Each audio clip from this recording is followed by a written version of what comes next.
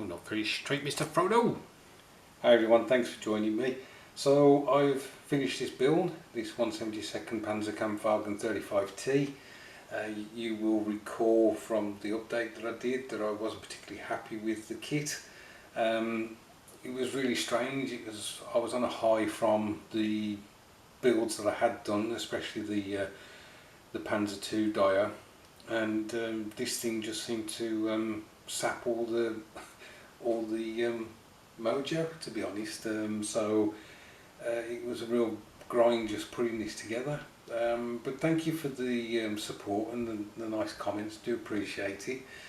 I said at the time that I wouldn't buy another one. Actually, I've changed my mind. I would, because I've identified what I did do wrong. I would like to attempt the kit again and see if I can, do it better. So I may get one of these in the future. Before I show you the finished build, I just want to show you some of the items I used for the actual Dio base. So the first thing was selecting a base for it, and I chose one that wasn't much bigger than the actual vehicle itself. This is a plastic base from Games Workshop. I think you get, I don't know whether it's 5 in a bag.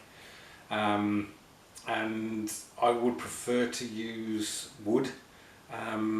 Basically it's better for the environment, but I'm struggled to find somebody who does like bases similar to this for a decent price, even if it was MDF. I wouldn't mind that at all, but as I say, I'm having difficulty locating somebody in the UK that actually does them. If you guys know of anybody, then please do let me know, because as I say, I'd rather use something that's better for the environment. So that's the base I used. So on top of that, I put some DAS modelling clay. Obviously I removed it from the bag. What I like about the DAS is you put a bit of water on your fingers and then you can mould it and whatever, and it's air drying, so once you're happy with the way it's set on the base, you just put it to one side and let it dry out.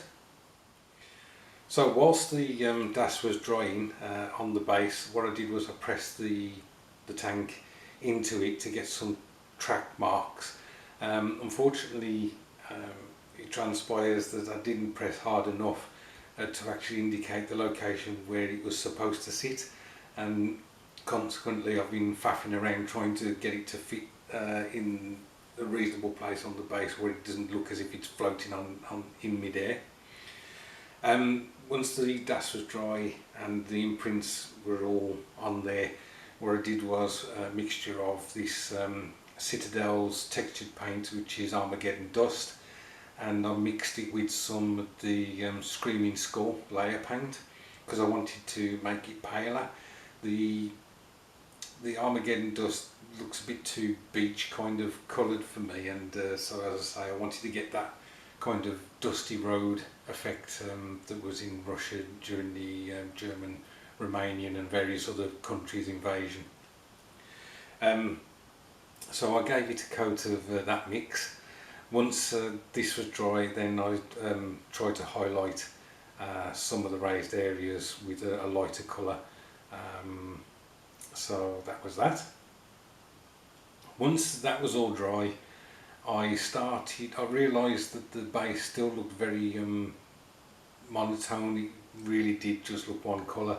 So in order to try and break that up, I got some Agrax Earthshade, watered it down a bit, and then with a brush I just basically brushed on lines. I tried to get it in the recesses of where the track prints were and some of the natural crevices and whatever, just to, as I say, break up that one colour effect that I was getting. I wasn't going to do anything more, but again I still felt that it needed something to take away just the blandness of the base. So I did add some Army Painters flock, the tufts that they sell.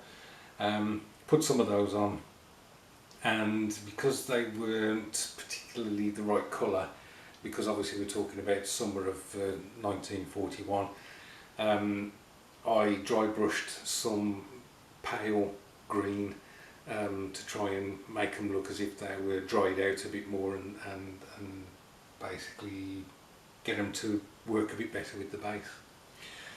So I'll get to the build now after all that waffling, and we'll have a look at it together. Okay guys, so here it is. You can see that I didn't do it in the Panzer grey, at least I hope you can see that. And I didn't finish it in German markings, I actually did finish it in the Romanian markings. I just wanted to do something different, and obviously the wonderful decal sheet you get with this kit, I was able to do that.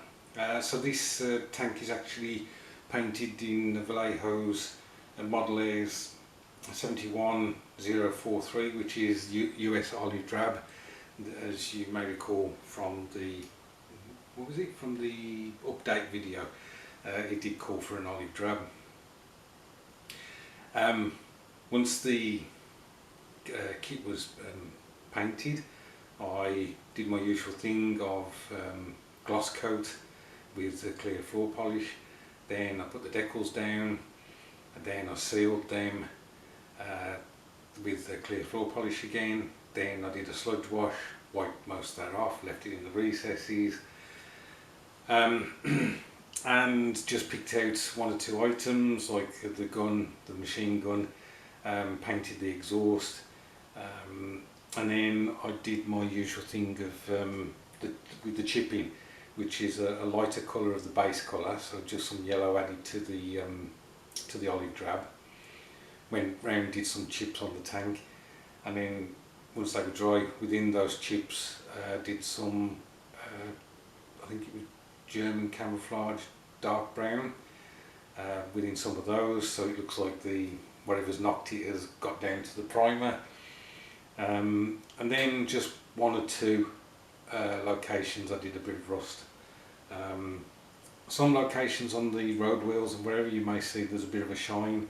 I used some Vallejo Model Air aluminium, but I brushed it on just to make it look as if there's been some scrapes and dinks, especially where the tracks are going round.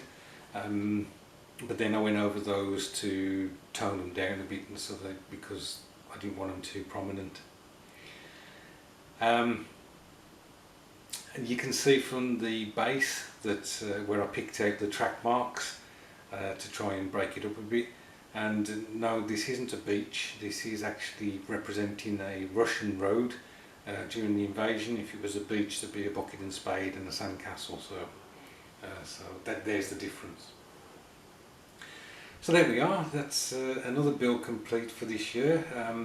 Another dio, although a minor one, completed.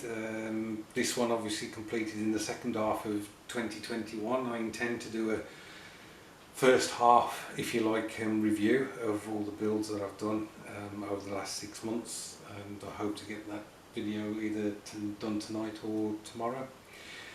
Thanks ever so much for watching, guys, I really do appreciate it, and again thank you ever so much for your support when I was on a bit of a downer with this one.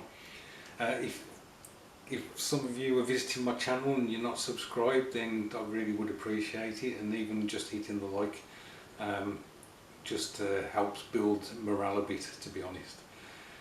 Thank you guys, and look after yourselves, and I'll catch up with you soon.